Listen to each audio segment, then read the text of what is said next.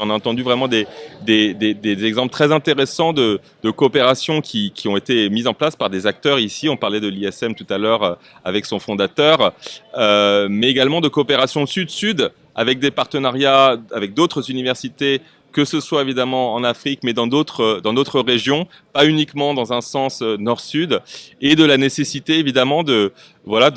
faire connaître et de faire rayonner les offres pédagogiques qui existent ici en Afrique et de développer les échanges et les flux dans les deux sens. Au niveau des obstacles qui ont été discutés, il y a évidemment des obstacles qui sont liés, mais ça s'applique à nous aussi. Nous avons à Sciences Po des questions qui se posent en termes de politique migratoire et d'accueil au niveau des visas de nos étudiants dans des pays, par exemple, comme le Canada ou l'Australie récemment. Évidemment, il y a la question de l'accès à l'Europe ou aux États-Unis pour des étudiants qui viendraient, par exemple, d'Afrique, mais pas uniquement. Donc ça, ce sont évidemment des obstacles. Il y a des questions financières avec la nécessité d'aller rechercher des financements. Mais tout ceci, je pense que c'était l'esprit de la discussion, ne doit pas forcément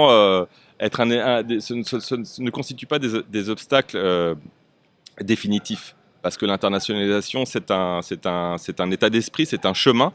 et avec les bons partenaires et avec de la volonté, l'idée que j'ai vraiment ressentie de la discussion, c'est qu'on peut le faire et on peut y arriver. En tout cas, Sciences Po, à travers l'ouverture de son bureau de représentation ici, qui est un bureau vraiment pour permettre de la coopération, de la discussion, du réseau, des partenariats, peut quelque part permettre à une réflexion avec des partenaires ici de la région sur comment affronter ces défis, comment répondre à cette demande et comment travailler ensemble de manière la plus efficace et la plus ambitieuse possible, y compris au niveau de projets de recherche qu'on pourrait monter en commun.